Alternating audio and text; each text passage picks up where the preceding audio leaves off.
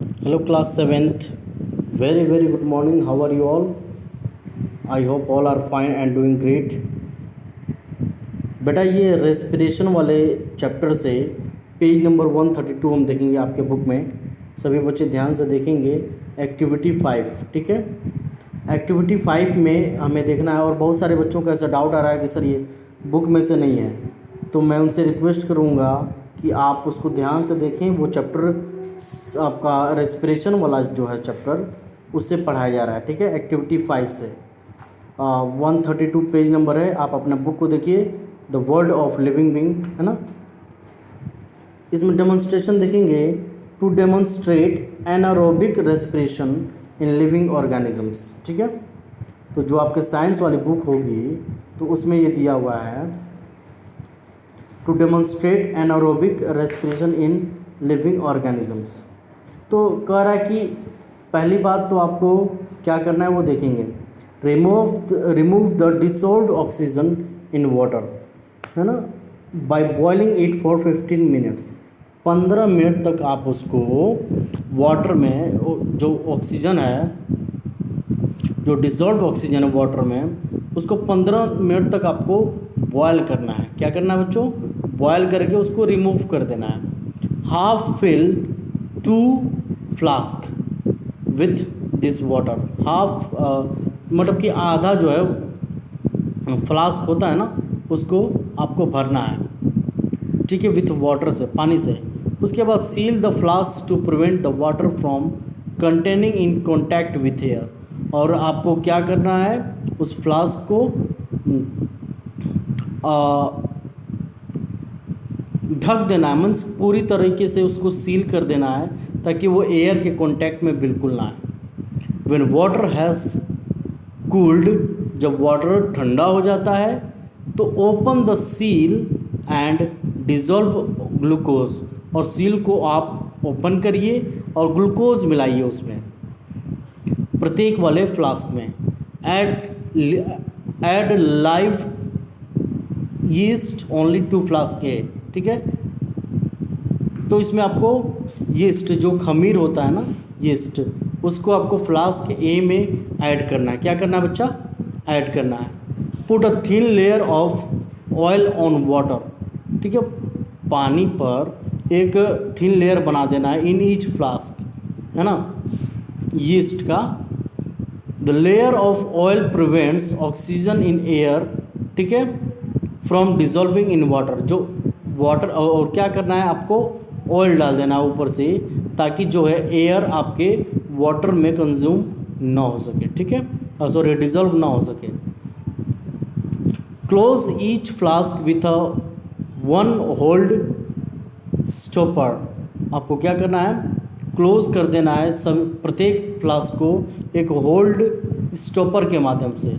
Insert a thin glass tube in each flask and let its other end dip in lime water taken in a test tube, है ना। Test tube में जो आप lime water लिए हैं उसमें आपको डिप कर देना है, ठीक है। अब देखेंगे कि maintain the temperature at about 25 degree Celsius. 25 degree Celsius तक आपको टेम्परेचर मेंटेन करके रखना है। By putting the flask in water bath if necessary. अगर आवश्यकता है तो आप क्या करेंगे? फ्लास्क है ना, वाटर बाथ में अगर आवश्यकता है तो उसको रख देंगे। It is observe that the after some time air bubbles arise from the solution in flask a, है ना। फ्लास्क ए में आप कुछ देर के बाद ऑब्जर्व करेंगे, देखेंगे कि जो बबल्स है वो निकल रहा है। The gas evolved is therefore carbon dioxide. और जो गैस होता है, इवॉल्व होता है, वो होता है CO2, carbon dioxide. What about flask B? Flask B के बारे में आपका क्या ख्याल है? We conclude that the yeast in flask A produced carbon dioxide in the absence of oxygen, है ना। अब कह रहा है कि फ्लास्क ए में जो कार्बन डाइऑक्साइड प्रोड्यूस होता है ऑक्सीजन के एब्सेंस में, this proves that the yeast respires anaerobically, है ना, ये दिखाता है कि जो ईस्ट होता है एनारोबिकली क्या करता है, रिस्पायर करता है। ठीक है बच्चों, अब थोड़ा सा हम एनारोबिक रेस्पिरेशन जो कि मसल्स में होता है उसको देखेंगे। ठीक है, चलिए। Our muscle cells can also respire anaerobically. जो हमारा मसल सेल है ना, जो मांसपेशियों का हमारा जो कोशिकाएं हैं वो भी एनारोबिकली रिस्पायर करते हैं, but only for a short time, परंतु शॉर्ट टाइम के लिए।